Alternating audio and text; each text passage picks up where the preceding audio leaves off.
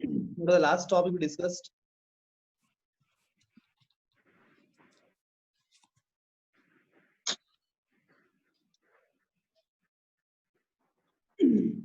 हमने atomic size पढ़ लिया था ना? Yes sir. ये हो गया था ना 3 टाइप के एटॉमिक साइज? यस सर, हो गया। उसके बाद क्या पढ़ा हमने? स्क्रीनिंग इफेक्ट, न्यूक्लियर चार्ज पढ़ा क्या? Yes sir. Nuclear charge yes sir. Effect हो गया? Yes sir.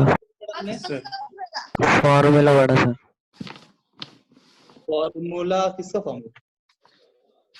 Effective nuclear charge. Effective nuclear charge का फॉर्मूला ये वाला। यस ये sir. Last, that is the last part. Yes sir.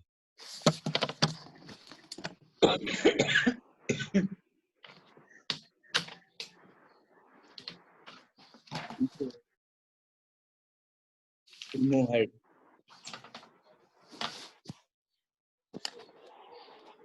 That is the last part. So along the group, along the period हमने discuss किया था nuclear charge क्या होता है? Yes sir.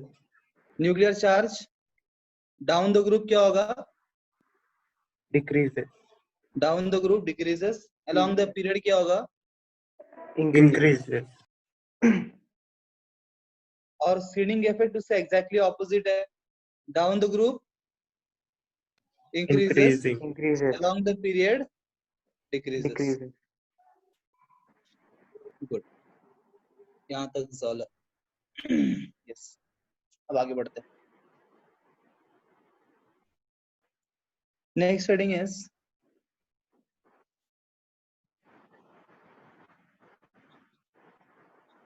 Ionic radii. Now this is very important topic.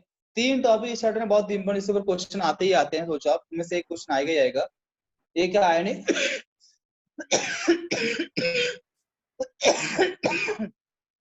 Ionic radius, ionization enthalpy और electron affinity.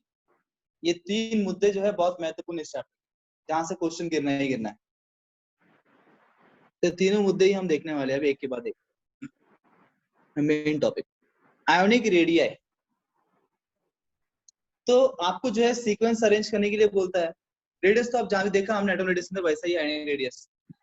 हमें sequence arrange करना होता है डिफरेंट डिफरेंट आयंस का। अलग अलग आयंस दिए रहेंगे और पूछेगा भैया इसका इंक्रीजिंग डिक्रीजिंग ऑर्डर अरेंज करो। अब मुझे ऐसे याद है, if I am not wrong please let me know, क्या मैंने आपको बताया था ए प्लस ए माइनस का हमने कंपेयर किया था? हाँ जी, एक एटम में से इलेक्ट्रॉन निकाल देंगे या डालेंगे तो साइज बढ़े घटे के बारे में बात किया था नहीं किया था हमने? No sir. ठीक है सर ये नहीं हुआ था। चलेगा, अभी हम बात करते हैं आयनिक रेडियस के अंदर। तो एक कांसेप्ट समझाता हूँ। देखो अब बताइए, अब एक एटम है, जो भी इलेक्ट्रॉन्स इधर 2 है मान लिया इलेक्ट्रॉन्स, यहाँ पे जो भी 6 इलेक्ट्रॉन्स है फॉर एग्जाम्पल। तब ये एक एटम ए है। अगर मुझे एक इलेक्ट्रॉन, इसमें एक न्यूक्लियर चार्ज होगा ना, it will have some amount of nuclear charge. और आप जानते हैं न्यूक्लियर चार्ज की वजह से इलेक्ट्रॉन्स टिके हुए हैं, और मुझे इलेक्ट्रॉन्स को निकालना है तो न्यूक्लियर चार्ज को ओवरकम करना पड़ेगा। अब बताओ, अगर मैंने इस एटम में से एक इलेक्ट्रॉन निकाल दिया, माइनस इलेक्ट्रॉन कर दिया, तो ये क्या बन जाएगा? ए प्लस बन जाएगा। Yes sir. अब ए प्लस बनने के बाद अगर वो ए से ए प्लस बन गया, मतलब 6 इलेक्ट्रॉन्स, उसका आउटर मोस्ट में 5 इलेक्ट्रॉन्स हो गए, तो बताओ इसके न्यूक्लियर चार्ज बढ़ेगा या घटेगा? बढ़ेगा। न्यूक्लियर चार्ज बढ़ेगा। उदाहरण के लिए आपको अगर समझने के लिए एग्जांपल देता हूं।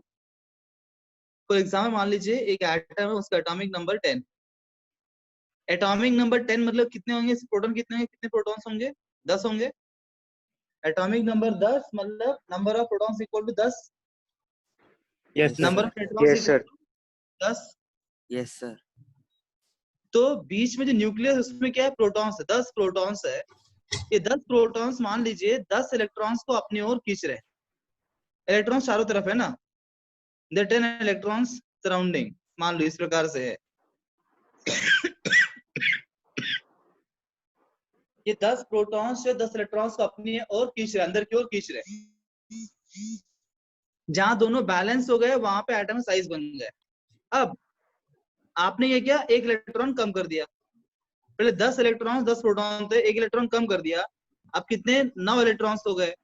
तो किसका ताकत बढ़ जाएगा, प्रोटॉन्स की इलेक्ट्रॉन्स, न्यूक्लियस का, प्रोटॉन, है ना, न्यूक्लियस का, प्रोटॉन्स का। बिकॉज अभी जब आपने एक इलेक्ट्रॉन कम कर दिया तो नंबर ऑफ प्रोटॉन्स बढ़ गए इन वन सेंस, तो उनका ताकत बढ़ जाएगा। तो बताओ ये एटम अंदर की ओर श्रिंक होगा कि बाहर की ओर जाएगा? अंदर की ओर श्रिंक होगा। इलेक्ट्रॉन ताकत कम, just like tug of war ना, टग ऑफ वॉर पता है आपको? यस सर, जो यस सर, ऐसा बोलते हैं ना, रस्सी पकड़ के। जिस साइड पे ताकत बढ़ जाएगी उस ओर तब आएंगे ना, पीछे आएंगे। वैसे ही प्रोटॉन अगर बढ़ रहा है तो ये प्रोटॉन को अंदर की ओर खींच लेगा, तो एटम क्या होगा, श्रिंक हो जाएगा ना, एटम श्रिंक हो जाएगा, साइज क्या होगा एटम का, घट जाएगा।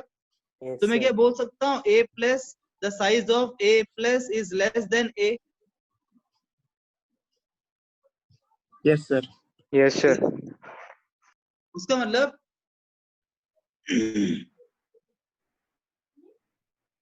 if we remove electron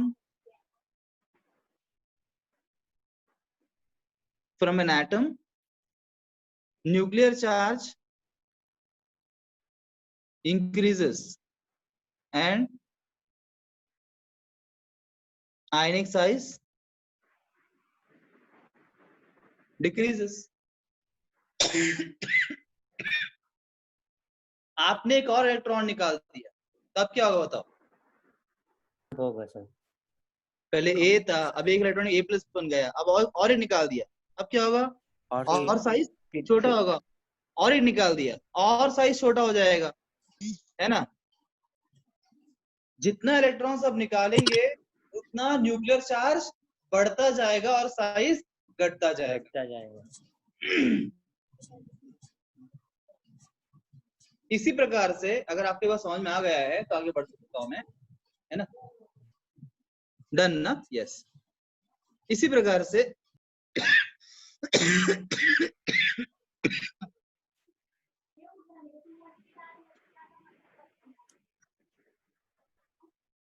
अगर हम एटम में इलेक्ट्रॉन ऐड कर दें, अगर हमने एटम में इलेक्ट्रॉन को ऐड कर दिया तो इलेक्ट्रॉन की संख्या बढ़ जाएगी, है ना।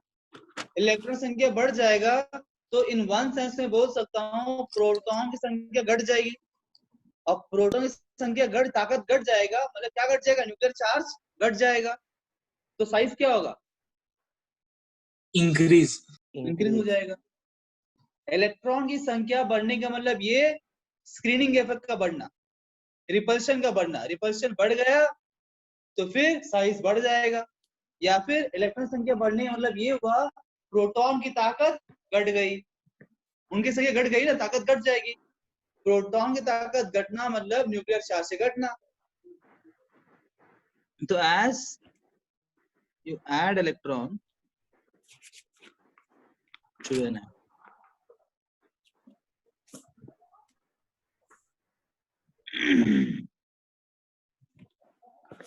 nuclear charge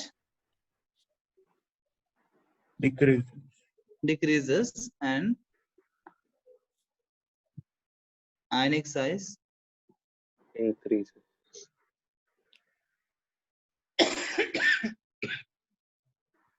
तो अब मैं इसको ऐसे लिख सकता हूं, है ना। whatever जितने इलेक्ट्रॉन्स आप ऐड करते रहोगे साइज उतना क्या होगा, बढ़ता रहेगा, size will keep on increasing. I hope this concept is clear to you. Yes, sir. Yeah. Yes, sir. Now you see, now exam में जब क्वेश्चंस आते हैं, एक थ्योरी हो गया है, थ्योरी को समझना इंपॉर्टेंट है, वो भी इंपॉर्टेंट है। साथ ही साथ जब एग्जाम में क्वेश्चंस आते हैं उसको सॉल्व करने का टेक्निक भी इंपॉर्टेंट है, ठीक है। जस्ट थ्योरी को समझ के सब लोग सॉल्व नहीं कर लेते, गड़बड़ भी होता है। तो टेक्निक भी उतना इंपॉर्टेंट, थ्योरी को अप्लाई करना भी आना चाहिए। तो अप्लाई करते वक्त भले ही आपको थ्योरी समझे ना समझे, कुछ बातें जो बोलूंगा समझना पड़ेगा आपको। जैसे कि मान लीजिए आपको अलग अलग आयंस दिए हुए हैं, you are given with Mg2 plus Al3 plus F minus O2 minus Na plus, और एग्जाम क्वेश्चन पूछा है इसको इंक्रीजिंग ऑर्डर में अरेंज करिए। जब ऐसा क्वेश्चन पूछेगा तो पहला मुद्दा ये आपको देखना क्या है, based on what you will decide. आपको देखना है चार्ज, क्या देखो सबसे पहले चार्ज। जब भी आपको इंक्रीजिंग डिक्रीजिंग ऑर्डर अरेंज करना हो आयनिक साइज का, तो step 1 is look at the charge, look at the charge.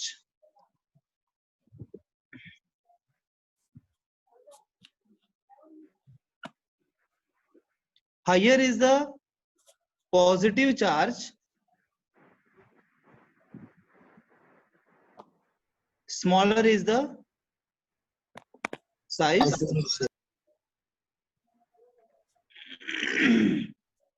higher is the negative charge,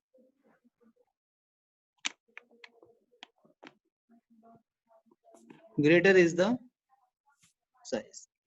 इस बात का अगर उसे कंसेप्ट देखा, अभी हमने कंसेप्ट हमने समझ लिया है पहले, तो कंसेप्ट पढ़ने में ये मुद्दे की बात है। जितना प्लस चार्ज ज्यादा होगा उतना साइज छोटा होगा, जितना माइनस चार्ज ज्यादा उतना साइज बड़ा होगा। तो हमको बस एटम को मत देखना कि कौन सा पीरियड का है, उसमें कितने शेल है, ये सारे बात आपको कंफ्यूजन होगा और गलत आंसर आएगा। एटम को देखना मत, सिर्फ क्या देखना है आपको, सिर्फ चार्ज देखना है। Step 1 look at the charge. ये कुछ स्टेप्स हो जाएगा मेरे को लगता है। चार्ज यहाँ पे क्या +2 है, यहाँ +3, यहाँ +1, -1, -2। तो अगर हमें इंक्रीजिंग ऑर्डर में अरेंज करना हो, पहली बात तो हम जानते हैं cations will have smaller size than anions. Anions बड़े होंगे, कैटायंस छोटे होंगे। कैटायंस सब यहाँ पे, एनायंस सब यहाँ पे होगा, यहाँ कैटायंस यहाँ पे एनायंस। ये पहला मुद्दा क्लियर, सेग्रीगेशन होगा। अब कैटायंस के अंदर अरेंज करते हैं। कैटायंस में सबसे अधिक प्लस चार्ज कहाँ पे है, Al के ऊपर है, तो स्मॉलेस्ट होगा। उसके बाद Mg2+ और उसके बाद Na+। अरेंज होगा, cations are done. Now anions के बारे में बात। एनायंस में F- O2-, जितना अधिक नेगेटिव इतना साइज बड़ा होगा। सबसे अधिक नेगेटिव चार्ज किसके ऊपर है, ऑक्सीजन के ऊपर, सबसे बड़ा ये होगा, O2- होगा। उसके बाद F- होगा। Is my point clear to everybody? How to solve a question? Yes, sir.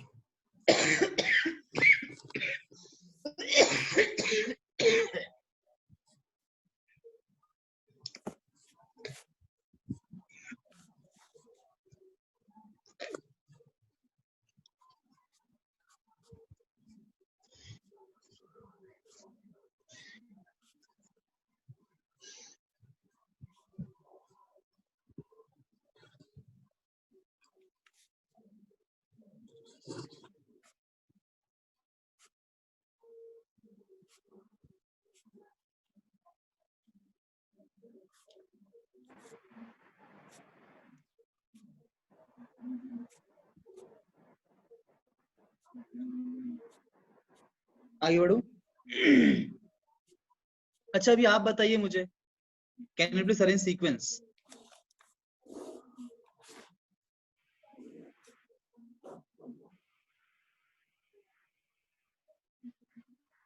क्या इसका सीक्वेंस अरेंज कर सकते हैं आप इन the increasing order of ionic size?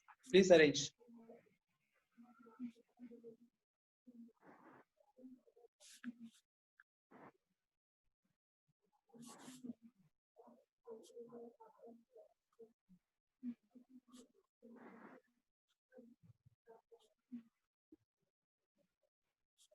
Done, sir. Done? Yes, sir. The rest of you are done? Yes, sir. Done, sir. Yes, smallest कौन सा Done, होगा? sir. Smallest क्या होगा? Al3+. Al3+, उसके बाद Ca2+. Ca2+.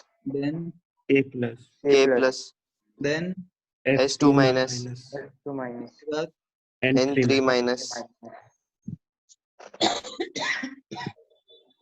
बराबर। किसी कोई शंका यहाँ तक? नहीं ना? No sir. अब देखिए, अब सेकेंड पॉसिबिलिटी क्या आएगा दूसरा केस के अंदर। हो सकता है कि पहले पॉइंट मैंने क्या लिखा है, हाँ चलो,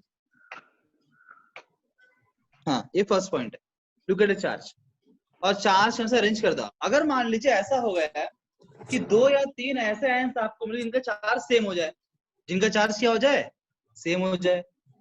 you have ions having same charge, उस कंडीशन में क्या होगा, ये 0.1 अप्लीकेबल नहीं होगा उनके लिए, बिकॉज हाई और लो कैसे कंपेयर करेंगे ना।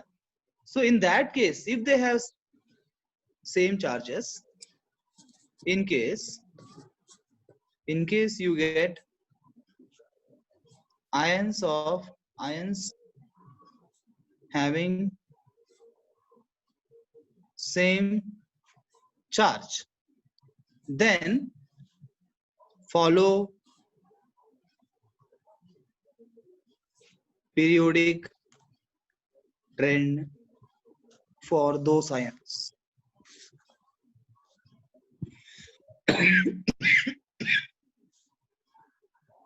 जो आयंस का चार्ज सेम हो जाए उनके लिए आप पीरियोडिक ट्रेंड चेक करेंगे, मतलब down the group along the period. देखो कि वो दो जो आयंस है वो सेम ग्रुप के है कि सेम पीरियड के। हम जानते हैं कि डाउन द ग्रुप साइज बढ़ता है, अलोंग द पीरियड साइज घटता है, पर ये जो पीरियोडिक ट्रेंड है वो स्टेप 1 में फॉलो नहीं करने का। तो गलती लोग यही करते हैं कि मैक्सिमम लोग जो है ना फर्स्ट स्टेप में यही पॉइंट यूज कर लेते हैं, तो कभी सही होता है गलत हो जाता है। तो हमको फर्स्ट स्टेप में यूज नहीं करना है, फर्स्ट स्टेप में चार्ज देखना है। चार्ज अगर सेम हो गया तो फिर देखेंगे हम क्या, पीरियोडिक ट्रेंड। एग्जांपल लेता हूं इसके लिए मैं, ये नोट किया आपने पॉइंट? Yes sir. जैसे कि मान लीजिए आपको दिया है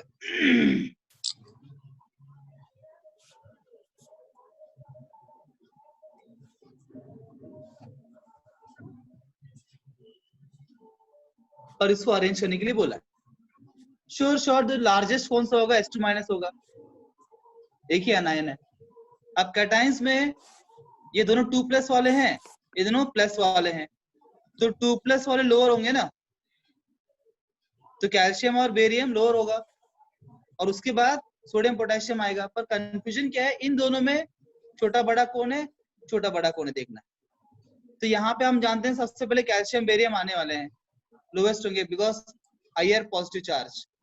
अब इन दोनों कंपेयर करने के लिए हमने point number 2 periodic trend, calcium barium same group के सेम पीरियड के,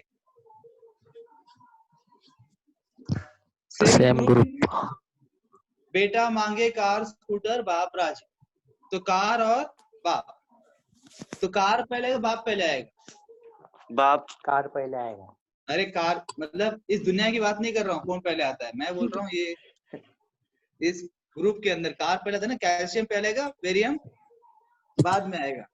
तो डाउन द ग्रुप साइज बढ़ता है तो कैल्शियम और बेरियम बड़ा कौन रहेगा, बेरियम। Yes sir. बेरियम बड़ा है कैल्शियम से। Yes sir. तीन दोनों को अरेंज कर दिया हमने ऐसे ट्रेंड के हिसाब से। हम जानते हैं उसके बाद कौन आने वाले, ये दोनों आने वाले हैं +1 वाले, +1 वाले नेक्स्ट है। पर इन दोनों में कौन सा, सोडियम पोटेशियम, दोनों सेम ग्रुप के हैं, ए ली ना की रक्त पर्याद ना और की, तो पोटेशियम बाद में, सोडियम के बाद आता है। पोटेशियम बड़ा होगा, डाउन साइज इंक्रीजेस, और सोडियम छोटा होगा। किसी को शंका? Clear? Yes sir. Yes sir.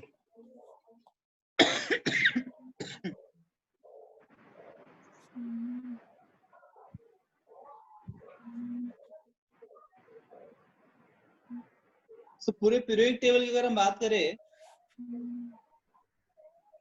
पूरे पीरियोडिक टेबल में H+ जो है स्मॉलेस्ट है, this is the smallest cation and CS+ is the largest anion, so largest cation. cations में smallest H+ है, largest Cesium+। और anions की बात करें तो H- is the smallest anion।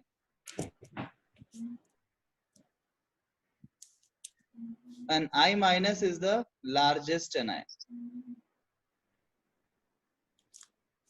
in the periodic table.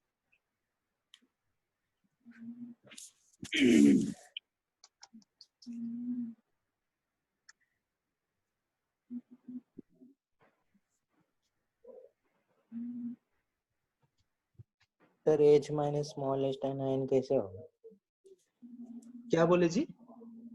Sir H smallest cation भी hydrogen और smallest anion कैसे होगा सर? नहीं देखिए ना, H प्लस है ये, H प्लस और ये H माइनस है।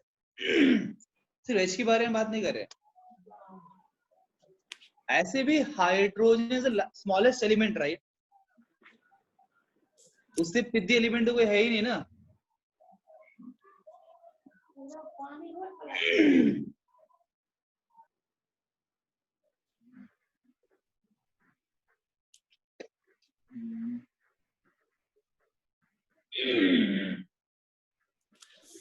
डन किया? Yes, sir. ये था आयनिक साइज, उस क्वेश्चंस कैसे आते हैं। अगला इंपॉर्टेंट हेडिंग है आयनाइजेशन एंथैल्पी।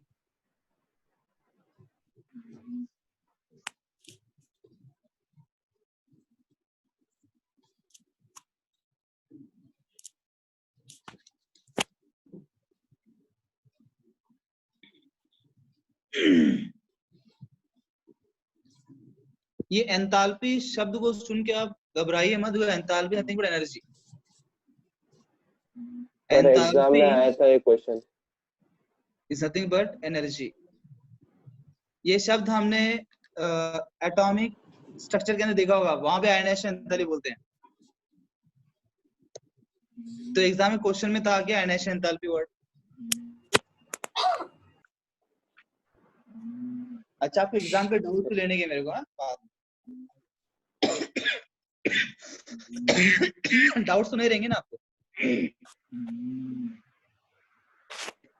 ये है डाउट्स। मैंने देखा कि आपके एग्जाम में रिजल्ट देख रहा था मैं, तो उसमें बहुत सारे बच्चे एब्सेंट थे केमिस्ट्री एग्जाम में। ऐसा क्यों? आपको केमिस्ट्री पसंद नहीं है इसीलिए? अगर रीजन ये है कि आप प्रिपेयर्ड नहीं थे केमिस्ट्री के लिए, या फिर आपको चैप्टर में कोई दिक्कत है, उससे डर था कि मैं एग्जाम दूंगा तो कम मार्क्स मिलेंगे, तो मैं आपको पहले बोल चुका, जब भी आपको दिक्कत आए सब्जेक्ट के अंदर या फिर प्रॉब्लम सॉल्विंग के अंदर, तो आप एक दो बच्चे ने मेरे ख्याल से मुझे कांटेक्ट भी किया था, कॉल भी किया था, है ना? आई डोंट नेम्स नहीं पता, याद नहीं है। They called me, they took my time. रात को बात किया हमने, आई थिंक 10 o'clock, 1 बजे से। तो फोन में डाउट सॉल्विंग उन्होंने किया। बाकी लोग कर सकते हैं। इतने है कि मुझे रेगुलर डे में उतना फ्री टाइम मुझे रहता नहीं है, बिकॉज मेरे लेक्चर सेंड होते हैं 9:30-10 बजे, पर रात को मैं आराम से बात कर सकता हूँ। और ऐसे भी घर पे ही है ना, कोई दिक्कत नहीं।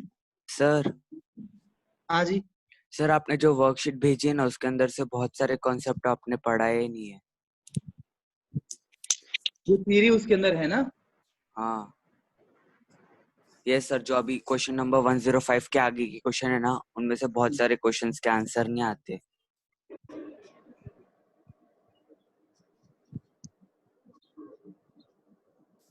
क्वेश्चन नंबर 105 के बाद जो क्वेश्चंस आपके पास है ना, हाँ वो सभी सॉल्व हो जाएंगे। वो सिर्फ आपके क्वांटम नंबर्स, ऑर्बिटल्स के ऊपर ही है, परंतु अप्लाई करते आना चाहिए।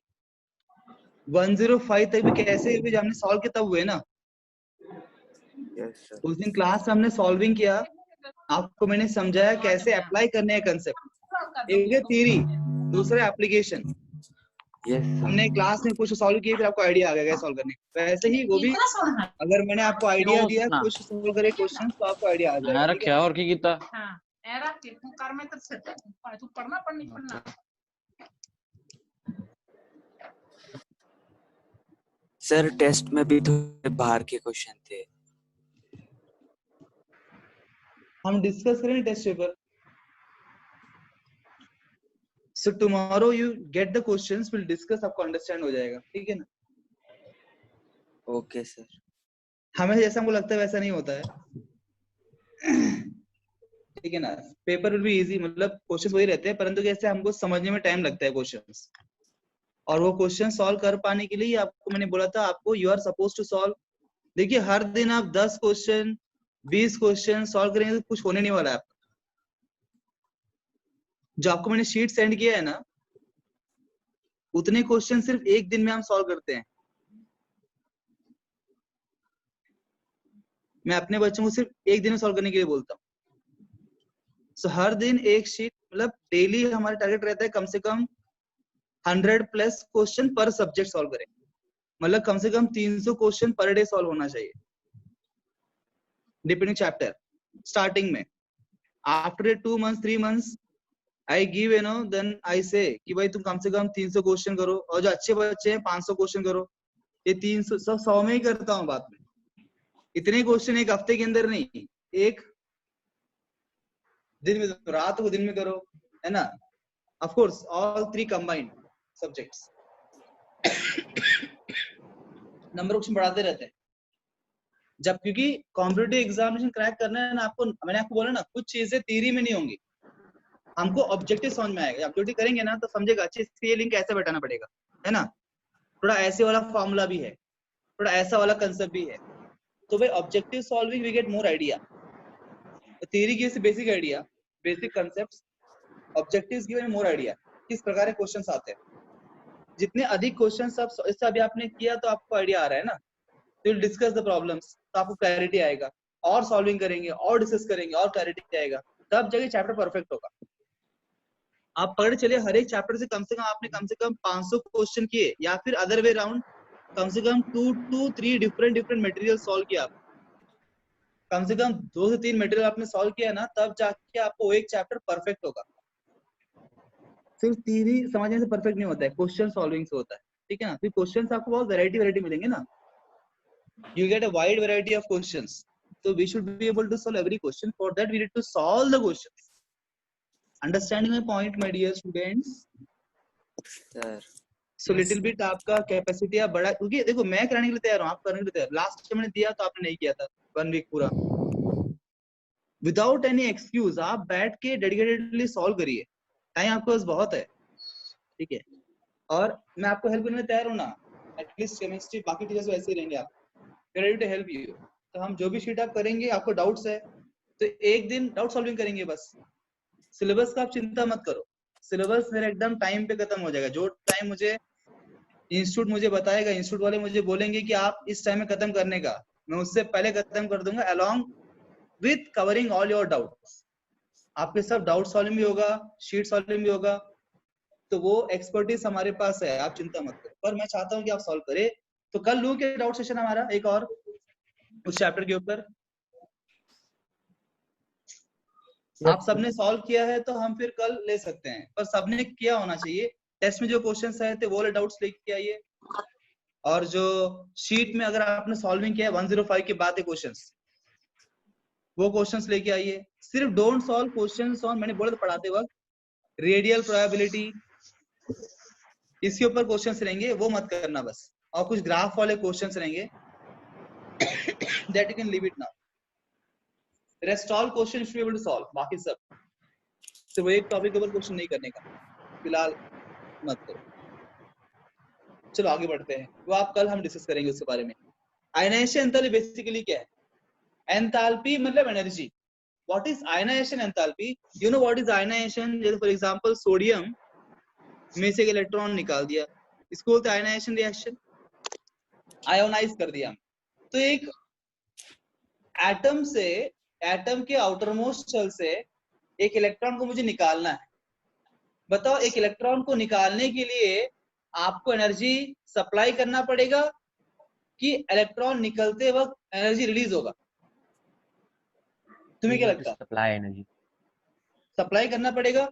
You need to overcome the nuclear charge, because ये इलेक्ट्रॉन जो है इस न्यूक्लियस से अट्रैक्टेड है, एक न्यूक्लियर चार्ज के बीच में एक फोर्स है ना, इनवर्ड फोर्स, जिसकी वजह से इधर बैठा हुआ है।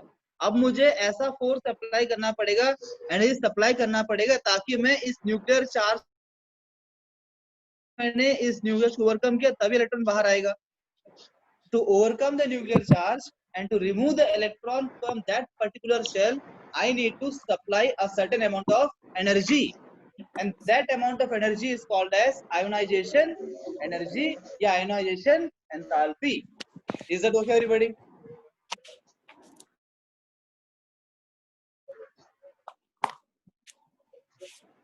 The amount of energy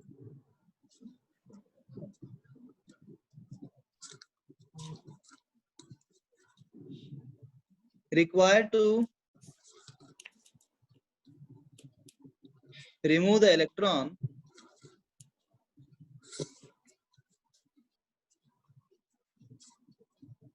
from the outermost shell, required to remove the electron from the outermost, the amount of energy required to remove the electron from the outermost shell of an isolated gaseous atom. The amount of energy required to remove the electron from the outermost shell of an isolated gaseous atom is called as ionization energy, ionization enthalpy.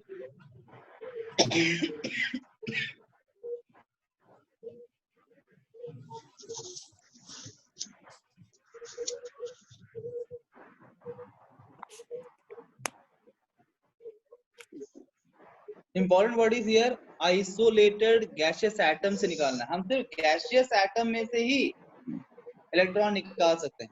Solid state, sodium in solids we cannot do it.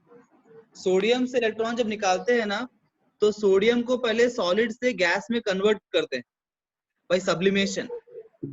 उसके बाद gaseous sodium atom में से electron को हम निकाल सकते हैं. Solid state से इलेक्ट्रॉन निकाल नहीं सकते हैं. So that is important. Sir मुझे नहीं समझा. क्या बोल रहे थे सर मुझे नहीं समझा. क्या नहीं समझा? सर वो एनर्जी कैसे निकालेंगे? एनर्जी नहीं निकालना है my dear. Means ionization enthalpy नहीं समझे सर. तुम्हारे पास एक चपाती है, ठीक है ना? तुम्हारे पास क्या है? क्या है तुम्हारे पास? चपाती. You know chapati, right? और तुम 50 दिन से भूखे हो. 50 दिन से भूखे हो. आज तुमको किसने चपाती दी? एक चपाती. और मैं तुम्हारे पास आता हूँ तुम्हारा चपाती छीनने के लिए. क्या तुम मुझे दोगे? नहीं सर. नहीं दोगे नहीं ना. सर. तुमसे चपाती लेने के लिए मुझे एनर्जी लगाना पड़ेगा, नहीं लगाना पड़ेगा? लगाना पड़ेगा. है ना. मुझे बहुत फोर्स करना पड़ेगा, मेरा अपना एनर्जी यूटिलाइज करना पड़ेगा चपाती छीनने के लिए, है ना. चाहे तुम्हारे से तुमसे चपाती छीनने की एनर्जी लगाना पड़ रहा है, वैसे ही एटम से उसका इलेक्ट्रॉन छीनने के लिए, एटम से उसका इलेक्ट्रॉन छीनने के लिए मुझे एनर्जी सप्लाई करना पड़ता है. तो जो अमाउंट ऑफ एनर्जी मुझे लगता है उसके वैलेंस शेल से इलेक्ट्रॉन को निकालने के लिए, उसको बोलते हैं ionization enthalpy, ionization energy. Is it okay? Yes sir. या Yes, sir. This is called as गाउटी एग्जांपल. जब टेक्निकल भाषा समझ में ना आए तो गाउटी एग्जांपल प्रयोग हम कर सकते हैं. ओके. नाउ यू सी, अब इससे और डिटेल बात करते हैं, कुछ और बातें आयनाइजेशन एंथैल्पी के बारे में. पहले एटम ए था. क्या था? Atom A. मैंने एटम ए में से एक इलेक्ट्रॉन निकालने के लिए कितना सप्लाई किया? I1 सप्लाई किया. कितना? I1 मतलब क्या? फर्स्ट आयनाइजेशन एंथैल्पी बोलते हैं. I1 को बोलते हैं फर्स्ट आयनाइजेशन एंथैल्पी. प्लीज समझ के लो, ठीक है ना? बात बहुत सिंपल है पर वर्ड्स टेक्निकल है, उससे बाउंसर होता है, पर ध्यानपूर्वक समझ में आ जाएगा. I1 मतलब होता है फर्स्ट आयनाइजेशन एंथैल्पी या एनर्जी. आयनाइजेशन एंथैल्पी को sometime they also called as ionization potential. It is also called as ionization potential in some places, but both are same only. तो इसको IP1 भी बोलते हैं. They call IP, I both are same. तो IP1 या I1 का मतलब होता है ionization enthalpy, first ionization enthalpy. First ionization enthalpy मतलब क्या? स्वप्ना, किसने पूछा क्वेश्चन अभी में से? सोहेल ने क्या यस सर। कि साहिल ने? सोहेल ने पूछा था ना। तो सोहेल के पास मान लो 5 चपाती है ना। तो जब पहला चपाती मैंने छीना, तो फर्स्ट चपाती छीनने के लिए जो अमाउंट ऑफ एनर्जी मैंने यूज किया उसको बोलेंगे फर्स्ट आयनाइजेशन एंथैल्पी, ठीक है ना। अब 5 था उसके पास, मैंने एक छीन लिया, उसको बोले फर्स्ट आयनाइजेशन एंथैल्पी। सोहेल जी एक बात बताइए, हम दोनों की बातें करने से समझ में आ जाए बात क्या चल रही है यहाँ पे। सोहेल, हाँ सर। जब मैंने तुम्हारा पहला चपाती छीना, हाँ ठीक है, मान लो मैंने x amount of energy use किया छीनने के लिए। अब फर्स्ट चपाती तुम दे रहे, मैं छीन के ले रही तुमसे। अब मैंने चपाती खा लिया, चपाती खा लिया, अब मैं तुम्हारा दूसरा चपाती छीनने के लिए आ रहा हूँ। बताओ हाँ इस सर। बार तुम पहले से अधिक सतर्क रहोगे नहीं रहोगे? रहेंगे। पहले से अधिक तुम अपना पूरा फोर्स लगाओगे नहीं लगाओगे? हाँ सर। और नहीं तुमको दूंगा भाई, एक तुमने छीन लिया, दूसरा मैं तुमको देने वाला नहीं, इस बार तो तुमको देने नहीं वाला। तो दूसरा चपाती मैंने छीन लिया, कैसे तो करके मैंने तुमसे चपाती 2 भी छीन लिया, मानो उसके लिए एनर्जी लगा y। बताओ x और y में बड़ा कौन होगा? सर वाई बड़ा। y बड़ा होगा। हाँ। सेकेंड टाइम जब छीनने के लिए आऊंगा तो उसका और मुश्किल हो जाएगा ना छीनना, हाँ सर। थर्ड टाइम और मुश्किल हो जाएगा। तो क्या आप सबको सोहेल और मेरी चपाती वाली कहानी समझ में आ रही है? Yes, अगर sir. चपाती वाली कहानी Yes, समझ sir. में आ रही है, उसी चपाती को इस एटम में लगाओ। एटम में क्या इलेक्ट्रॉन, चपाती की बल्ली, एटम के पास क्या इलेक्ट्रॉन्स है? जब I1, अगर मैं बोलूंगा I2, if you talk about I1, I2, I3, I4, something like that. I1 मतलब क्या? जो पहला इलेक्ट्रॉन था उसको निकालने के लिए कितना अमाउंट ऑफ एनर्जी हमने सप्लाई किया। I2 मतलब क्या? अब पहला निकाल लिया आपने, दूसरा इलेक्ट्रॉन निकालने के लिए जो अमाउंट ऑफ एनर्जी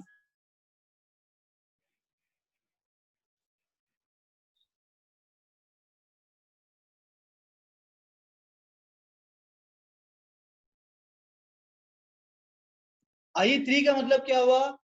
जो तीसरा इलेक्ट्रॉन है उसको निकालने में जो अमाउंट ऑफ एनर्जी हमने यूज किया वो है I3। I4 मतलब क्या? चौथा इलेक्ट्रॉन को निकालने के लिए जो अमाउंट ऑफ एनर्जी हमने सप्लाई किया वो है I4। क्या मेरी बात आपको समझ में आ रही है? मैं इतना सारा एनर्जी वेस्ट कर रहा हूँ, मेरा सप्लाई कर रहा हूँ आपके लिए समझाने के लिए, क्या आपको समझ में आ रही है? Yes, sir. हाँ जी। तो अभी लॉजिकली बताइए, चपाती वाली कहानी ध्यान रखते हुए, चपाती वाली कहानी को ध्यान रखते हुए बताइए, इन चारों में सबसे बड़ा कौन होगा? Sir I4. IE4। I4।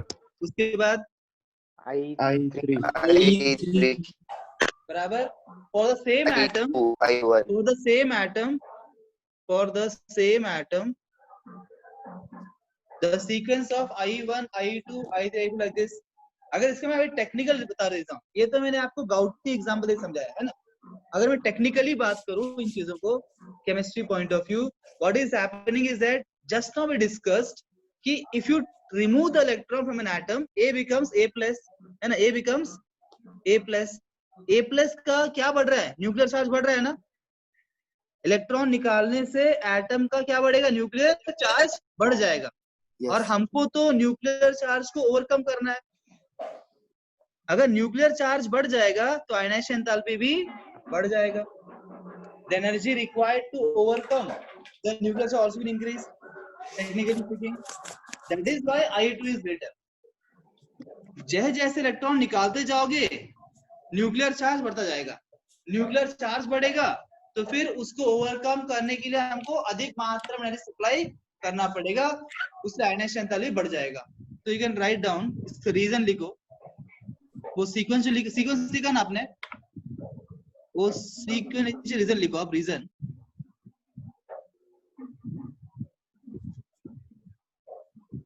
As you remove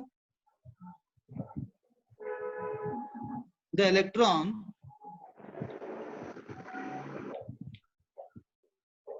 from an atom,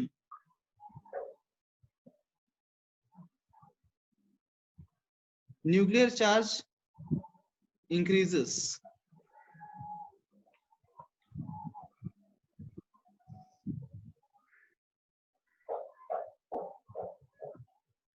as a result of which ionization enthalpy also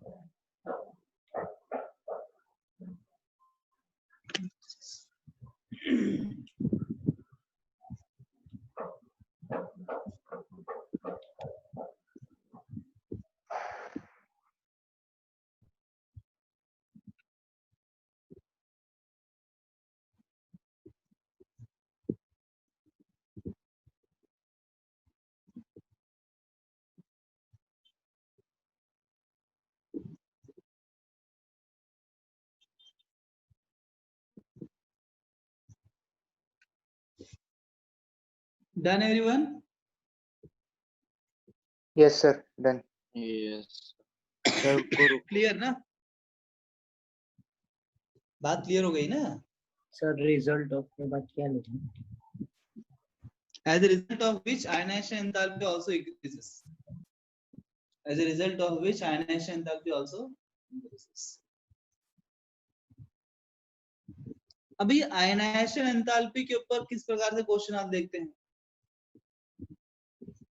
अच्छा एक काम करते हैं, आयनाइजेशन से कनेक्ट करते हैं हम nuclear charge, screening effect, size of atom, ये अभी आपने पढ़ा उससे एक बार देखते हैं पीरियोडिक ट्रेंड के अनुसार कनेक्ट करते हैं सब जितना पढ़ा अभी तक पॉइंट्स। बताओ down the group atomic size क्या हो रहा है? बढ़ रहा है। इंक्रीज हो रहा है, इंक्रीज। एटॉमिक साइज इंक्रीज हो रहा है। न्यूक्लियर चार्ज क्या हो रहा है? डिक्रीज हो रहा है। स्क्रीनिंग इफेक्ट क्या हो रहा है? इंक्रीज हो रहा है। क्योंकि न्यूक्लियर चार्ज डिक्रीज हो रहा है, आयोनाइजेशन एंथैल्पी क्या होगा? Nuclear charge is directly proportional to ionization decrease. अगर न्यूक्लियर चार्ज डिक्रीज होगा तो आयोनाइजेशन एंथैल्पी भी डिक्रीज होगा। साइज बढ़ेगा तो न्यूक्लियर चार्ज घटेगा, न्यूक्लियर चार्ज घटेगा तो आयोनाइजेशन एंथैल्पी भी घटेगा। कनेक्टिंग है ना? वैसे अलोंग द पीरियड की अगर हम बात करें तो हम जानते हैं कि एटॉमिक साइज क्या होता है? घटता है। एटॉमिक साइज घट रहा है तो न्यूक्लियर चार्ज बढ़ेगा, न्यूक्लियर चार्ज बढ़ेगा तो आयोनाइजेशन एंथैल्पी भी बढ़ेगा। और screening effect is opposite to nuclear charge, वो क्या होगा? घटेगा। Decrease. पीरियोडिक ट्रेंड अगर हम बात करें,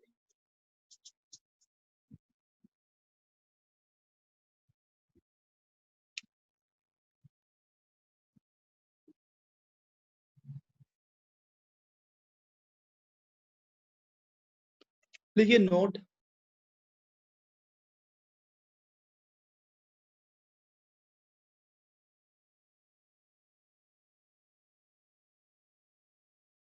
लिखा?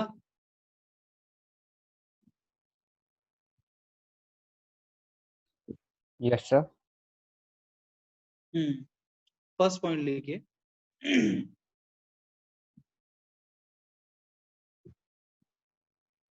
In the same shell,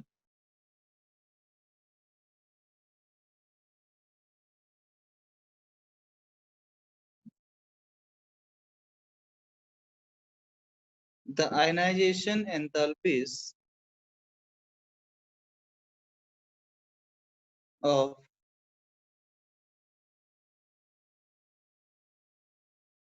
different subshells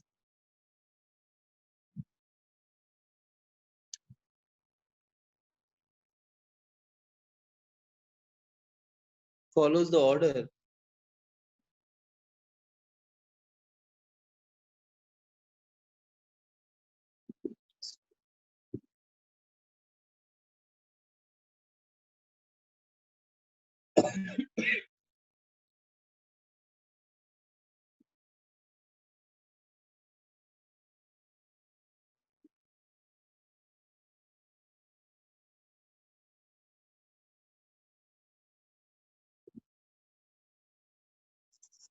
लिखा?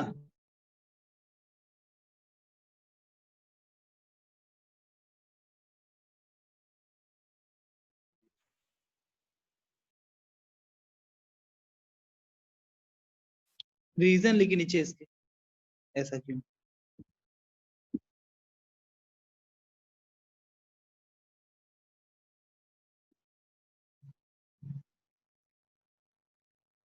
The penetrating power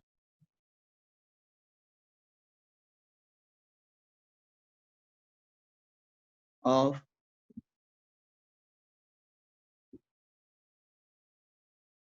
substance is of the order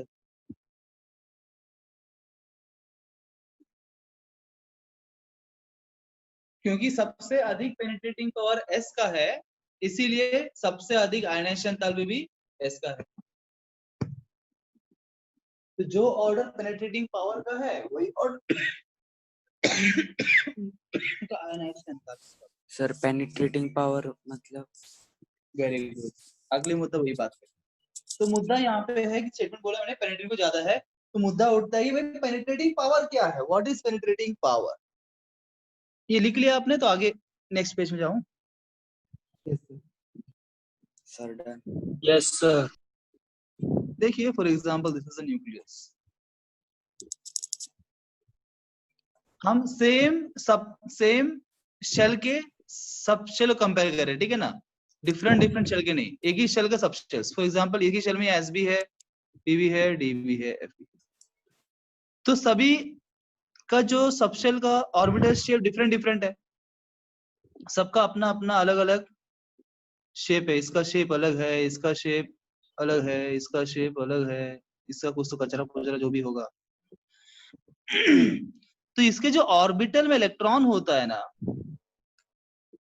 penetrating power मतलब ये जो इलेक्ट्रॉन इस ऑर्बिटल में घूम रहा है, इसके ऑर्बिटल्स में घूमता है, ये घूमते घूमते घूमते न्यूक्लियस के कितने करीब तक आ सकता है, इसको बोलते हैं पेनिट्रेशन। जैसे इफ आई से you understand meaning of penetration in English, doctor penetrates the injection in your body, right? Yes, sir. या फिर I can ask whether what I am saying is that penetrating into your head, अंदर घुसना, penetration. तो ये electron जो shell से कितना अंदर जा सकता है घूमते घूमते ऑर्बिटल के अंदर, न्यूक्लियस के कितना करीब, जितना करीब न्यूक्लियस के होगा तो वो इलेक्ट्रॉन के ऊपर न्यूक्लियर चार्ज उतना स्ट्रॉन्गर होगा, बराबर। जितना वो इलेक्ट्रॉन उसमें जो घूम रहा है वो जितना करीब न्यूक्लियस की होगा, उसके ऊपर न्यूक्लियर चार्ज ज्यादा होगा, उतना उस इलेक्ट्रॉन को निकालना मुश्किल होगा। तो by their own experiments they have found out कि highest penetrating power is of S, मतलब एस का जो इलेक्ट्रॉन है सबसे नजदीक जाता है न्यूक्लियस घूमते घूमते, उसके बाद पी फिर डी फिर एफ, है ना। That is a point, understood? Penetrating power. Yes, sir. Yes, sir. So higher is the penetrating power, more is the nuclear charge on the electron, and higher is the ionization enthalpy for that electron. Note में second point लिखिए, first point लिखा आपने, second point लिखो note के अंदर ही।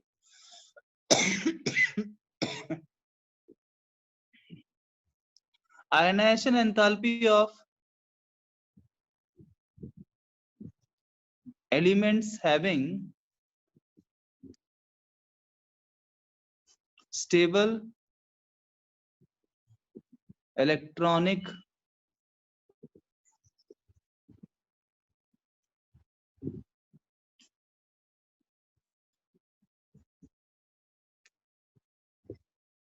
configuration,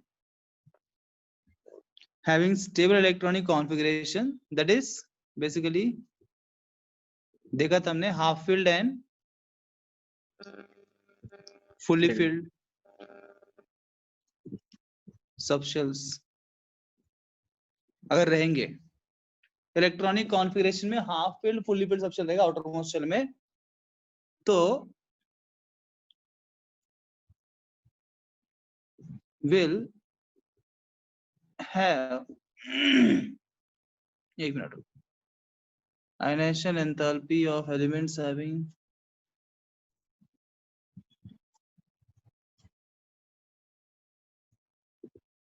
are much higher than the expected, much higher than the expected value. तो because of stable configuration हम down the group along the period ऐसे एक्सपेक्ट करते हैं कि इसका ऐसा होना चाहिए, पर अगर कॉन्फ़िगरेशन स्टेबल होगा तो उससे निकालना मुश्किल होगा। तो आयनाइजेशन एंथैल्पी एक्सपेक्टेड से अधिक होगा, एक्सपेक्टेड से ज्यादा होगा बिकॉज ऑफ स्टेबल कॉन्फ़िगरेशन। तो स्टेबल कॉन्फ़िगरेशन को डिस्टर्ब करेंगे तो जल्दी डिस्टर्ब नहीं होगा वो, तो उसको डिस्टर्ब करने के लिए आपको अधिक अमाउंट ऑफ सप्लाई करना पड़ेगा। अभी हम एग्जामिनेशन पॉइंट ऑफ व्यू बात करते हैं, एग्जाम में कैसे क्वेश्चन इस पे आएंगे और हम कैसे उसके अप्रोच करेंगे और सॉल्व करेंगे। सर सेकंड का रीजन नहीं लिखेंगे क्या? रीजन उसके अंदर ही है ना, हाँ वो कुछ एलिमेंट्स is... ज्यादा होता है बिकॉज ऑफ स्टेबिलिटी होती है। स्टेबिलिटी क्यों होती है? हाफ फील्ड और फुल्ली फील्ड की वजह से, है ना। इस पॉइंट में रीजन उसमें इंक्लूडेड है।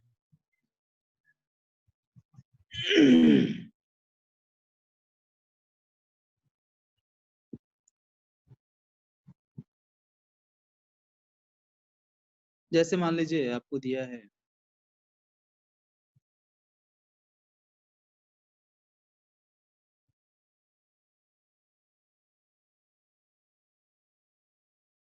ठीक है, 4 एलिमेंट्स आपको दिए और बोला कि arrange in the increasing order of ionization enthalpy. तो 2 स्टेप में आपको समझना है, ठीक है ना। इसको आप 2 स्टेप में करेंगे। इसको भी जैसा हमने पढ़ा आयनिक ग्रेडियंट 2 स्टेप में किया क्वेश्चन हम सॉल्व, इसको भी 2 स्टेप में आप करेंगे जैसे मैं बोल रहा हूँ वैसे, तो कभी गलती नहीं होगी, गलती आपकी नहीं होगी। स्टेप 1 जब भी क्वेश्चन दिया sequence, step 1 arrange according to periodic trend. First step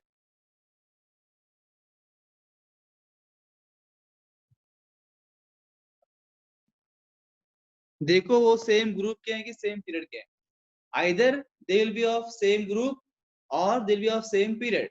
अगर सेम ग्रुप के हैं तो कोई टेंशन ही नहीं है, तो स्टेप 1 से आंसर खत्म हो जाएगा। स्टेप 1 से आंसर खत्म हो जाएगा अगर सेम ग्रुप के।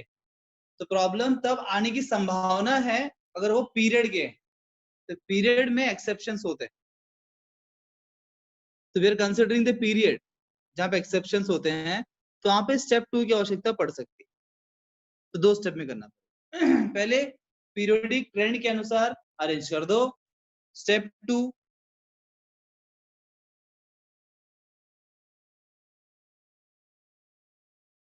write the outermost electronic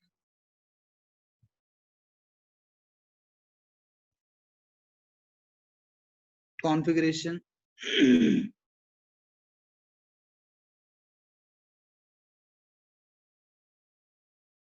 of each element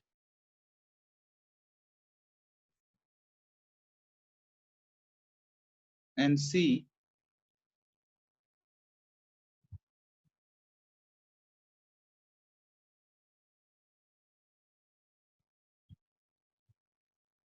whether they have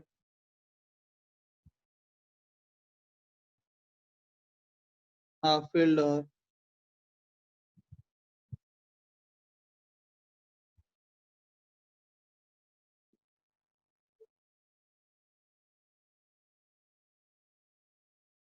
fully filled configuration।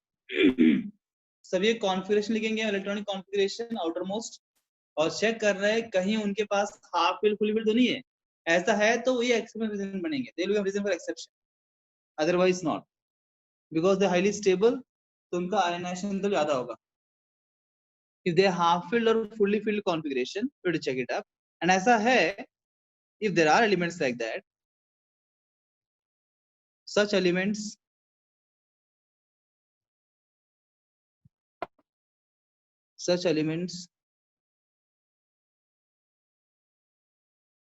will dominate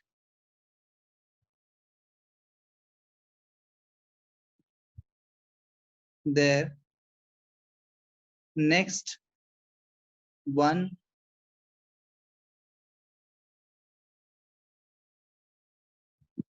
element in the same period. वो बस अपना अगले एक एलिमेंट को डोमिनेट कर सकते हैं. इसका असली अर्थ आपको समझेगा जब मैं सॉल्व करूं क्वेश्चन को. नोट करिए.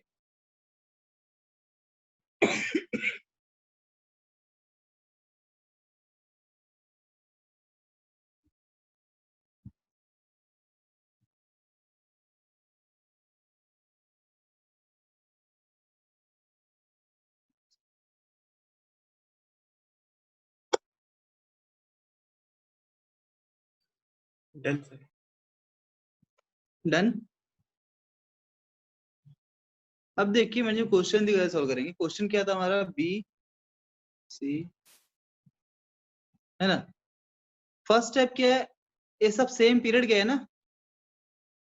सबके सब सेम पीरियड के. सेकंड पीरियड के हैं. सीक्वेंस में ही लिखा हुआ है क्वेश्चन में already. 13th group element, 14th group, 15th group, 16th group, एकदम सीक्वेंस में है. तो बोलो along the period ionization enthalpy क्या होता है? Along the period atomic size decreases. Atomic size decreases ionization enthalpy increases. Charge increases, ionization enthalpy increases. तो अगर स्टेप 1 के हिसाब से इसको अरेंज करता हूं, हम जानते हैं कि along the period ionization enthalpy increases, तो मैं बोलूंगा it should be like this, है ना. ये स्टेप 1. अब स्टेप 2 क्या देखना है? सब कॉन्फिगरेशन चेक करो.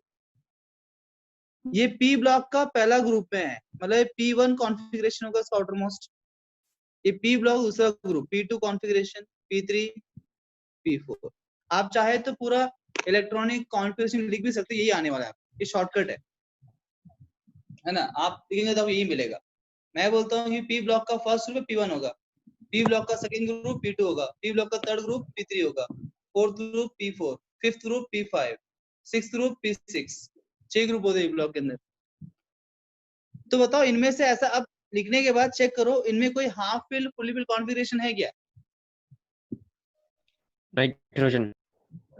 नाइट्रोजन का है. Very good. Yes sir. P3 because P subshell का जो मैक्सिमम कैपेसिटी है 6 इलेक्ट्रॉन्स का. अगर मैं P में 6 इलेक्ट्रॉन्स डाल दूं उसको बोले हम फुल्ली फिल्ड P सबशेल. और 6 का आधा 3 होता है. ये हाफ फिल्ड सबशेल है. तो हाफ फिल्ड है, फुल्ली फिल्ड है, तो स्टेबल होंगे. तो ये जो स्टेबल होंगे, इतना भी ये नहीं कि भैया वो support, they can dominate everybody.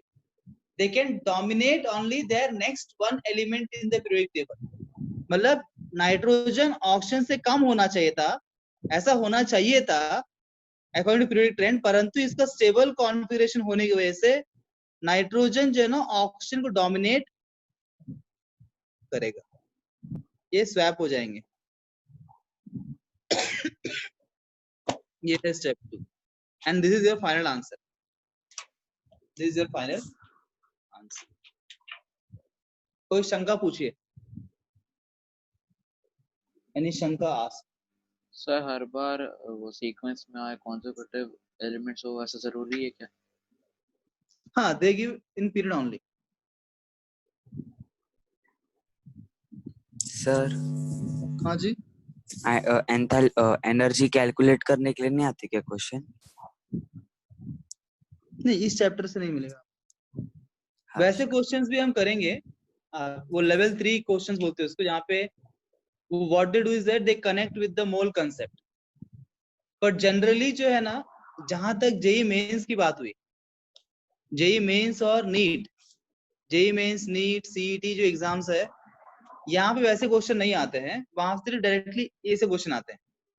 सिर्फ जेई एडवांस में जो क्वेश्चंस होते हैं, थोड़ा एम्स जेई एडवांस जैसे एग्जाम्स रहते हैं ना, वहां पे क्या करता है, इस चैप्टर को वो मिक्स करता है एक और चैप्टर के साथ, that is your mole concept chapter number 1, उससे कनेक्ट करके ऐसे क्वेश्चंस पूछता है।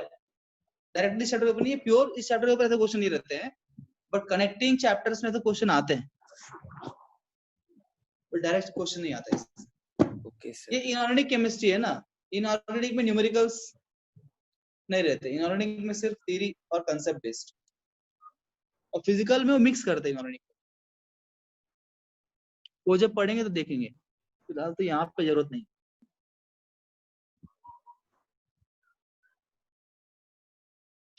डन क्या? Done. सर स्टेप 2 समझे ना? Done sir. स्टेप 2 में मैंने क्या बोला, ये समझा आपको? कॉन्फ़िगरेशन समझे? कॉन्फ़िगरेशन क्यों लिखा ऐसे मैंने, ये समझा क्या?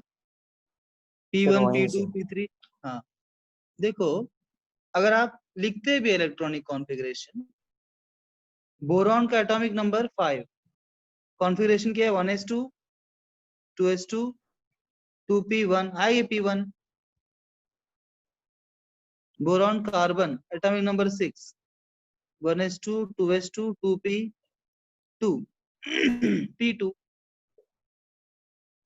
आपको उसे आउटर मोस्ट चाहिए कॉन्फ़िगरेशन। अगर आपको टेक्निक नहीं समझ तो आप ऐसे लिख सकते हो सबका, और आप हर एक का आउटर मोस्ट चेक करना है। पर मैंने क्या बोला, मुझे पता है 13 से लेके 18 तक जो ग्रुप है, शॉर्टकट आई नो, मैंने पहले बताया था आपको इलेक्ट्रॉनिक पढ़ाते वक्त। 13 ग्रुप के जो एलिमेंट्स होंगे वो सबका कॉन्फ़िगरेशन P1 कॉन्फ़िगरेशन होगा, 14 ग्रुप का P2, बिकॉज P सबशेल में 6 इलेक्ट्रॉन्स हो सकते हैं। P सबशेल के अनुसार यहाँ 6 ग्रुप्स बने हैं, P1 P2 P3 P4 P5 P6। तो वो कॉन्फ़िगरेशन हर एक ग्रुप का फिक्स रहेगा, आउटर मोस्ट। समझे? आप निकालेंगे तो आपको वही मिलेगा, पर मैं डायरेक्टली शॉर्टकट याद रख लिया तो मुझे हर बार इलेक्ट्रॉनिक कॉन्फ़िगरेशन लिखने की जरूरत नहीं पड़ती है। ग्रुप नंबर देख के मैं बोल दूंगा कि वो उसका आउटर मोस्ट में कितने इलेक्ट्रॉन्स रहेंगे। आप उस लेक्चर में थे कि जब मैंने पढ़ाया था कनेक्शन बिटवीन इलेक्ट्रॉनिक कॉन्फ़िगरेशन नहीं पीरियोडिक सर। टेबल? हाँ, आप नए आए हो क्या? सर मैं सेकेंड चैप्टर से पूरा कर रहा हूँ। तो सेकेंड चैप्टर में ही पढ़ाया था ना मैंने इलेक्ट्रॉनिक कॉन्फ़िगरेशन। सर मीन्स आप भी पीरियोडिक टेबल का जो पढ़ा रहे हो उसमें बोल रहा हूँ। अच्छा अच्छा, ये सेकेंड चैप्टर है ना आपका? ओके। हाँ तो जो फर्स्ट में था उधर मैंने पता था कनेक्शन, नहीं अभी आप समझ लीजिए। तो P1 P2 P3 P4 P5 P6 ऐसा रहता है, ठीक है? ये शॉर्टकट है, याद रखो। तो उस ग्रुप नंबर के हिसाब से मैं लिखता हूँ उसको, नहीं तो आप ऐसे इलेक्ट्रॉनिक कॉन्फ़िगरेशन लिख सकते हो। आपको इलेक्ट्रॉनिक कॉन्फ़िगरेशन लिखना आता है क्या सोहेल? नहीं सर। अच्छा, मतलब आप थे ही नहीं ना फर्स्ट चैप्टर में। और ऐसे कितने लोग आप में से है जिनको मतलब नहीं पता, मतलब आप लोग फर्स्ट चैप्टर में नहीं थे एटॉमिक स्ट्रक्चर के अंदर? ऐसे कौन कौन है बताइए, तो आप मुझे बताना चाहिए ना पहले, सर तो मैं वैष्णवी संडे पाटिल। क्लास लेता। हाँ, sir Vaishnavi Patil. Can you please raise your hand, how many of you were not present for the first chapter atomic structure? I will see, I will just take out my time and take extra class for you. My god. 1 2 3 4 5 5 लोग हैं ना, 5 लोग। तो आप 5 लोग हैं, ठीक है? मैं देखता हूँ as per my time, I'll put the time, ठीक है? तो we'll take some extra class for you. समझा दूंगा आपको, एटलीस्ट जो बेसिक ये इंपॉर्टेंट है इलेक्ट्रॉनिक कॉन्फ़िगरेशन वगैरह, ये पार्ट समझ में आना इंपॉर्टेंट है फिलहाल के लिए, तो ये आपको समझा देते हैं एटलीस्ट। मैं ग्रुप में टाइम डालता हूँ, हेडिंग टॉपिक और टाइम डालूंगा, आप कनेक्ट हो जाना उस टाइम, आज कल या परसों जब भी, उस टाइम आपको क्लिक हो जाएगा। तो फिलहाल बस समझ लीजिए कॉन्फ़िगरेशन ऐसा होता है, इससे मैंने किया, उससे आपको दिक्कत हो रही है तो आपको पता नहीं। तो फिर मैंने बोला जिसका हाफ फील्ड फुली फील्ड है, जो पी सबशेल होता है उसका मैक्सिमम 6 इलेक्ट्रॉन भर सकते हैं। 6 भरा तो फुल फील्ड होता है, 3 मतलब हाफ फील्ड। ये हाफ फील्ड है पी का, ये फुली फील्ड है। यहाँ पे हाफ फील्ड हमको मिला, तो half field is more stable.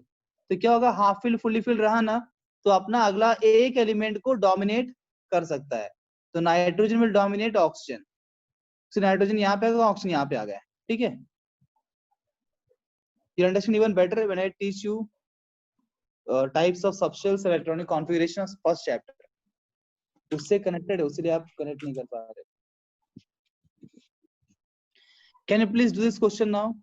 Arrange in the increasing order of ionization enthalpy. Elements आपको दिया है.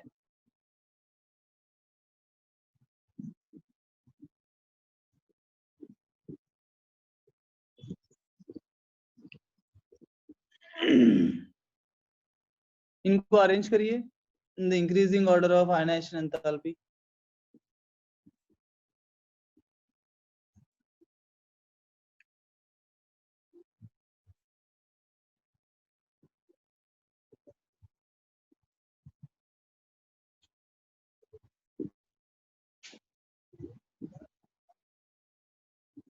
Done, sir. Done. बताओ भाई आंसर क्या होगा इसका? What is your answer? बोला किसका डन हो गया? आंसर बताओ.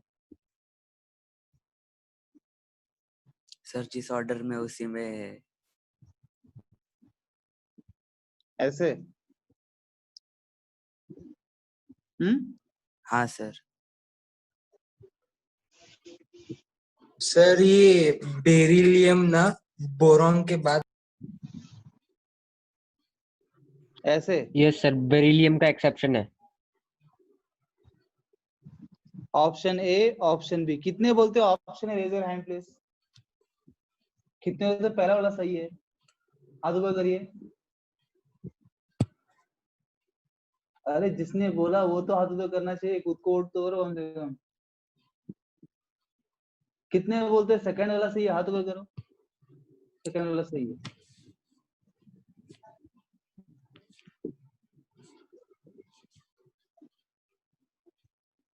जिन्होंने हाथ ऊपर नहीं किया समझ में नहीं आया आपको, है ना?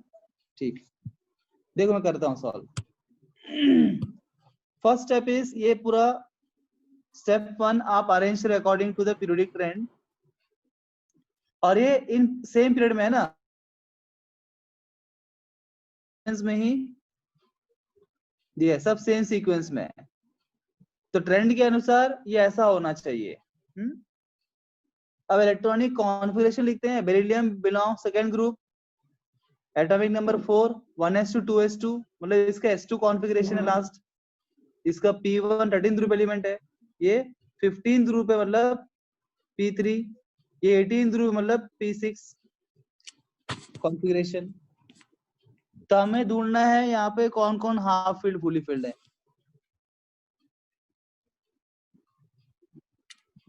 Fully filled, half filled, fully field.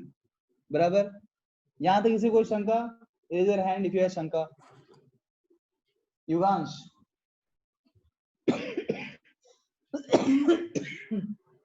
What is the problem Yugansh? समझ में नहीं आया? हाथ नीचे कर दिया. ठीक है, तो ये तीनों भाई हमने ढूंढ लिया. अब हमें क्या करना है? देखना है कि ये जो एलिमेंट है उसका अपना अगला एक element in the period dominate कर सकता है.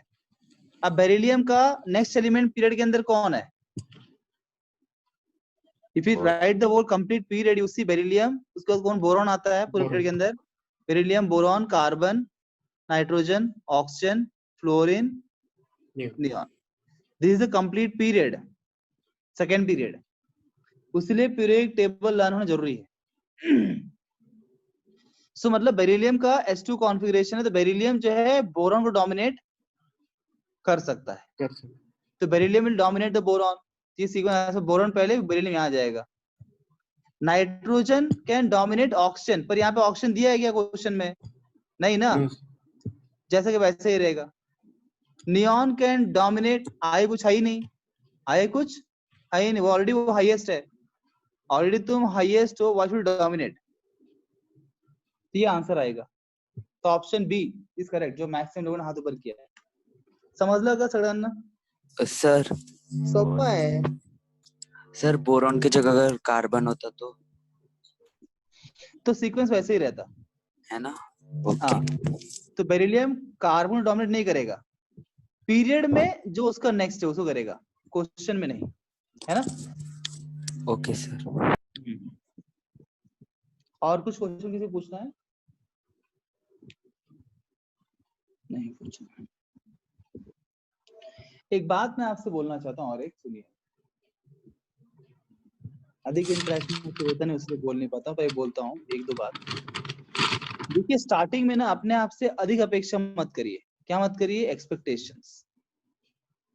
कल पेरेंट्स मीटिंग के अंदर मैंने वही कल पेरेंट्स की समझा रहा था, खूब एक्सपेक्टेशन अपने स्टार्टिंग में मत करिए। बिकॉज अगर हम ये एक्सपेक्ट करते हैं कि हमारे सारे क्वेश्चन सॉल्व हो जाए स्टार्टिंग में, हम निकाला भैया शीट टका टक सॉल्व कर दिया, तो फिर हम तो ऑल इंडिया फर्स्ट रैंकर बन गए, है ना। Even all India first ranker का भी फर्स्ट फेज में सारे सॉल्व होते नहीं है, पहले समझता ही नहीं है क्या क्वेश्चन है कैसे करने का। Phase 1 is like that. For student phase ऐसे ही होता है, जब पहले वो निकालते हैं ना एक नॉर्मल स्टूडेंट, उसको समझते नहीं करना कैसा है, क्या करना है, फिर टीचर का सुनता है, फिर कुछ सॉल्व होते हैं, फिर सब सॉल्व नहीं होते, कुछ होते हैं, कुछ समझता ही नहीं, लिंक ही नहीं बैठता उसको, ये क्वेश्चन है क्या, पढ़ाया है क्या, थ्योरी में ऐसा है क्या, ऐसा क्वेश्चंस आते हैं उसको, समझता ही नहीं है लिंक कैसे बैठाने का। फिर और प्रैक्टिस करते और लिंक बैठता है। तो it takes sufficient amount of time to understand the MCQs and solve the MCQs, है ना। एटलीस्ट 1 ईयर एक बच्चे को लगता है to cope up with this things. तो इनिशियली उतना आप, because what happens expectation is that it leads to frustration. जब हम बहुत एक्सपेक्ट करते हैं आप स्टार्टिंग फेज के अंदर, तो क्या होता है, नहीं होता है हमसे वो चीजें, तो हम फ्रस्ट्रेट होते हैं, हमको लगता है शायद हम नहीं कर पाएंगे। तो ऐसा कुछ नहीं है। अगर मैंने आपको 100 क्वेश्चन दिया है मान लीजिए, तो विद द थ्योरी जो आपने पढ़ा है, अगर आप इसमें कम से कम 20 से 25 क्वेश्चन कर पा रहे हो, समझ जाओ कि you are in the right track. आपके ओर से कोई दिक्कत नहीं है, मेरे ओर से हो सकता है, पर आपकी ओर से कोई दिक्कत नहीं है। There are no bad students, there are only bad teachers according to me. तो बैड टीचर और बैड स्टूडेंट तो हो ही नहीं सकता। तो आप अगर अपनी तरफ से बेस्ट प्रयत्न कर रहे हैं, तो आपको से कोई दिक्कत नहीं है। इतना क्वेश्चन होगा बड़ी बात है, फिर आप डाउट्स पूछेंगे, क्लैरिफाई करेंगे, है ना, और प्रैक्टिस होगा। फिर स्लोली जब नेक्स्ट टाइम वापस ये चैप्टर आएगा, after 1 month again I give same sheet and same test on same chapter, तो उस टाइम आपको इतना क्वेश्चन नहीं होगा, कम से कम 50 प्लस क्वेश्चन सॉल्व होंगे उस टाइम। अगली बार वापस जब उसमें आएंगे तो 70 प्लस में सॉल्व हो जाएंगे, है ना। ऐसे करते करते परफेक्शन उसके अंदर आना शुरू होता है, ठीक है। उसीलिए जैसे घबराइए मत। बहुत लोग बच्चे घबरा जाते हैं स्टार्टिंग में, नीट जेईई के जो बच्चे रहते हैं, तो हैव पेशेंस एंड इतने ही अपना एफर्ट्स आप कम मत करिए। Provide your efforts 100%। एफर्ट्स 100% रखो, रिजल्ट 100% आना ही है, गारंटी है। एफर्ट्स है तो रिजल्ट आएगा, पर इट्स ऑलवेज ए जे करो, स्लोली जाता है, गो slowly first and last peak पहुंचता है। ऐसे स्टार्टिंग करो बहुत स्लो होता है इनिशियल फेज में, इट टेक्स टाइम। कोरोना का फेज, ठीक है ना। जस्ट मुझे बोलना था एज ए स्टूडेंट, आपको इन्फॉर्म करना था कि आप पीसफुली स्टडी करें, ठीक है, और कुछ नहीं। अगला लिखिए, तीसरा जो इंपॉर्टेंट हेडिंग है वो है electron affinity. Electron affinity, it is also called as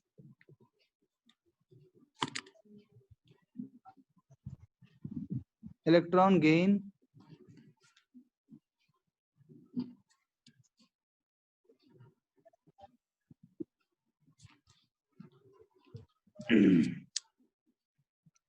it is also called as electron gain enthalpy.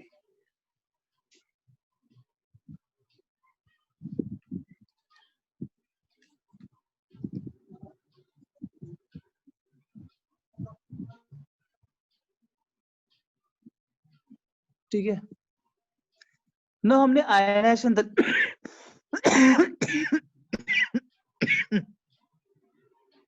हमने आयनाइजेशन तले पढ़ा। So electron gain enthalpy is just opposite to that of ionization enthalpy. Ionization तले क्या किया हमने, एक atom का electron को निकाला,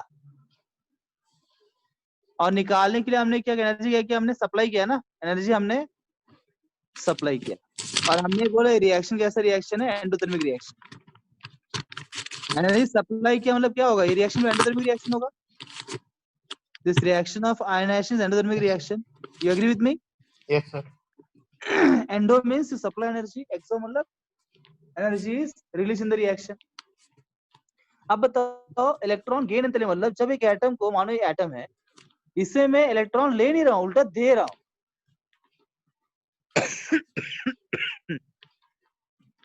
उसको मैं इलेक्ट्रॉन दूंगा तो ये बनेगा A माइनस, यहाँ पे एनर्जी रिलीज होता है, यहाँ पे एनर्जी, इसको उल्टा है ना, just exactly opposite. Instead of taking I am giving. जब एक एटम में इलेक्ट्रॉन आप डालते हो, ऐड करते हो, तो एनर्जी रिलीज होता है, and that reaction is exothermic reaction, that is exo reaction.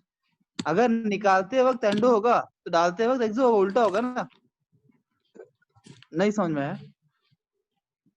आप समझा सर? पहचान नहीं पा रहे हो किसको? नहीं सर, समझा। समझ गया सर। समझ गए ना, वेरी गुड, ब्रिलियंट है आप लोग, है ना। Sir write down. Yes sir, फिर अगर कोई स्टेबल एलिमेंट के अंदर, जैसे अगर हम किसी नोबल गैस के अंदर एलिमेंट, हाँ, तो नोबल गैस क्या करता है, वो लेता ही नहीं है। नोबल गैस से इलेक्ट्रॉन डालोगे ना तो लेता नहीं, उसीलिए नोबल गैस का जो है ना इलेक्ट्रॉन एफिनिटी जो है 0 होता है। That's why noble gas also called as zeroth group elements, है ना। सुना होगा आपने ये? तो लेता है ना। They are called as zeroth group elements because their electron affinity is 0. They have 0 electron affinity because they don't accept only. वो accept ही नहीं करते noble gas। ठीक है, सर डेफिनेशन करता लिखिए। है ना, क्या बोले? जेनॉन तो करता है ना सर। हाँ, क्या किसने बोला ऐसे? सर पिछले क्लास में बोला था कंपाउंड फॉर्म करता है। मैंने तो वो बोला भी- जिनॉन कंपाउंड फॉर्म करता है, पर मैंने ये नहीं बोला जिनॉन एक्सेप्ट करता है इलेक्ट्रॉन। ठीक है। वो लूज करता है, वो गेन नहीं करता है। नहीं, उसके बारे में तो कभी और हम बात करेंगे, ऐसे बोला था ना हमने जी। अभी क्या बोल रहा था मैं? इलेक्ट्रॉन एफिनिटी डेफिनेशन लिखो। It is the amount of energy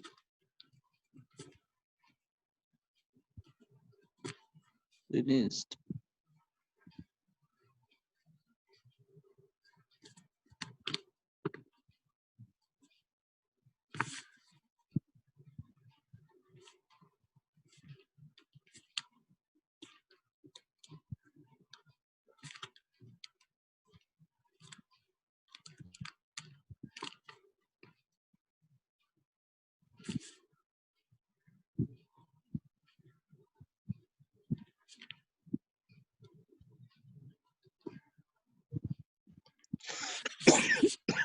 same definition है, बस फर्क क्या है, आयनाइजेशन एंथैल्पी में हम इलेक्ट्रॉन रिमूव कर रहे हैं, यहाँ पे ऐड कर रहे हैं। वहां पे एनर्जी हमें सप्लाई करना पड़ता है, यहाँ एनर्जी रिलीज होता है ना। This two are exactly opposite. अच्छा, मुझे एक बात बताओ, बताओगे नहीं बताओगे? बताएंगे सर, आती होगी तो। अच्छा अच्छा, देखिए हमने चैप्टर नंबर 1 में एक्साइटेशन डी एक्साइटेशन पढ़ा था, याद है आपको? Yes sir. Yes sir. Excitation D excitation पढ़ा था, याद है? Yes sir. हाँ जी। तो एक्साइटेशन डी एक्साइटेशन पढ़ते वक्त अब मानो बेसिकली एनर्जी लेवल 1 या एनर्जी लेवल 2, ये फर्स्ट एनर्जी लेवल में मान लेते हैं एनर्जी 5 जूल का है, सेकेंड एनर्जी में मान लेते हैं 10 जूल का है, मतलब फर्स्ट शेल सेकेंड शेल मान। तो अगर मानो इलेक्ट्रॉन यहाँ पे है, यहाँ से इसको यहाँ जाना है, तो बताओ एनर्जी रिलीज होगा एब्जॉर्ब होगा?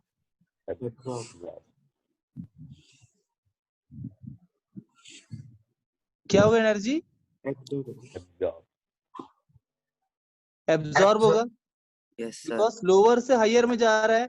यहाँ 10 चाहिए, यहाँ 5 ही उसके पास है, ये एब्जॉर्ब करेगा। कितना एब्जॉर्ब करेगा? 5 जूल। 5 जूल। 5 जूल। अभी वही के किस्सा लेता हूँ, ये energy level same 10 joule 5 joule वाला।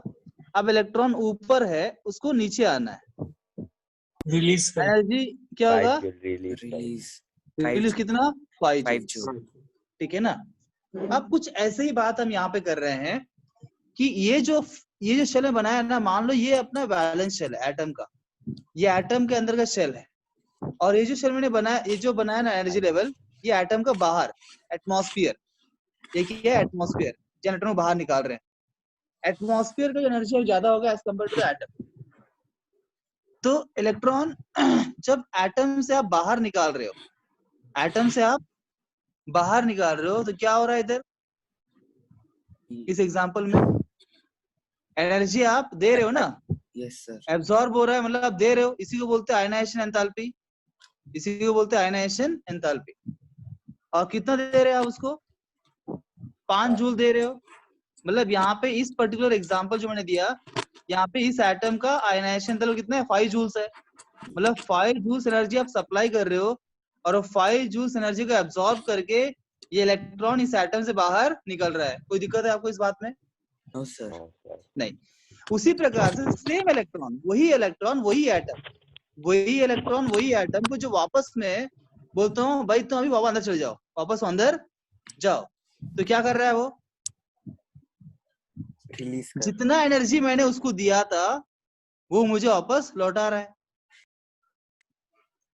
जब इलेक्ट्रॉन एटम से बाहर आया तब उसने मुझसे 5 जूल एनर्जी लिया था, जब वापस लौट के जा रहा है वो 5 जूल वापस दे के जा रहा है कि नहीं?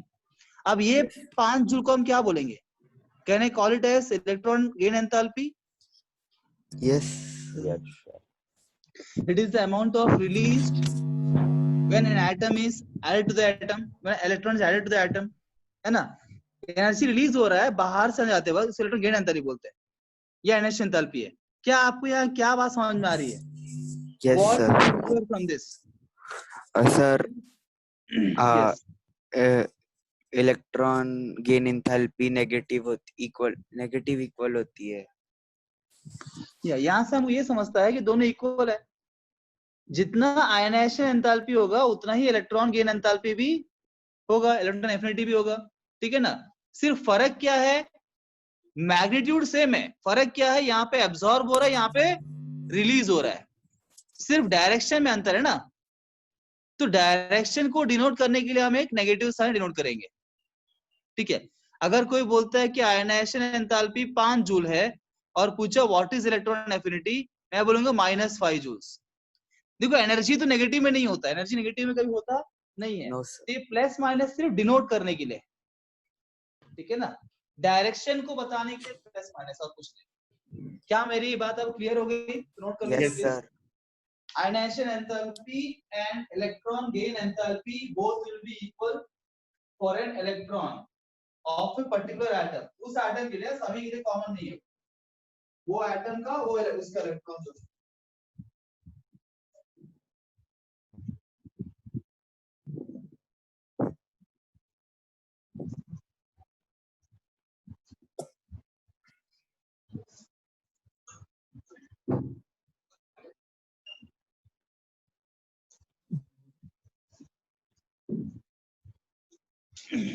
तो I equal to minus E है।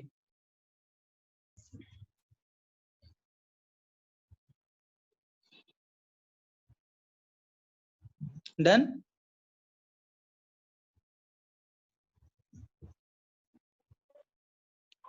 Done everyone? Yes sir.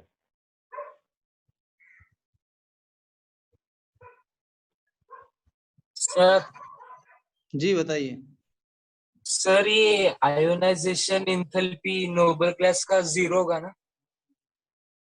Zero कैसा होगा? मतलब कुछ नहीं होगा ना, मतलब वो नहीं, आयनाइजेशन एंथैल्पी हम ऐसे बोलेंगे, ionization enthalpy will be very high for noble gases, highest,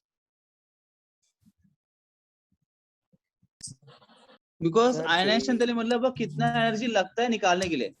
तो नोबल गैस से इलेक्ट्रॉन निकालना सबसे मुश्किल है ना, बहुत मुश्किल है, क्योंकि वो हाईली स्टेबल है।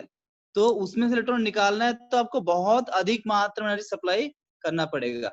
तो नोबल गैस है द हाईएस्ट आयनाइजेशन एंथैल्पी, ऐसे बोल सकते हैं। ठीक है ना सर फिर जो आपने हमें वो दिया था ना आयोनाइजेशन एंथैल्पी और इलेक्ट्रॉन एफिनिटी इक्वल होते हैं, तो इस Sequence. केस में नहीं होंगे ना? क्या बोले आप? सर आपने हमें अभी बताया था ना कि आयोनाइजेशन एंथैल्पी और इलेक्ट्रॉन एफिनिटी इक्वल होते हैं, तो फिर वो नोबल गैस के स्टेटमेंट केस में नहीं होंगे ना? नहीं देखो आपका बात समझ गया मैं। ये हर एक केस के लिए एप्लीकेबल है, पर जब नोबल गैस की आप बात कर रहे हो ना, तो हो क्या रहा है, ना ही हम नोबल गैस से निकालने की आवश्यकता पड़ती है ना डालने की आवश्यकता पड़ती है, तो नोबल गैस से तो हम खेलते ही नहीं ना। पर अगर आपने, यद्यपि क्यों हम बोलते हैं कि एफिनिटी 0 होता है, उनका एफिनिटी 0 है, मतलब वो नहीं चाहते हैं लोग, जबरदस्ती हम डालेंगे अलग बात हो गई, ठीक है ना। ना ही वो देंगे ना ही वो लेंगे, दोनों भी जबरदस्ती है। तो नोबल गैस से हम टैकल करते ही नहीं generally, because why to disturb them, we tackle only with the other elements, है ना, जो स्टेबिलिटी के लिए लेना देना चाहते हैं।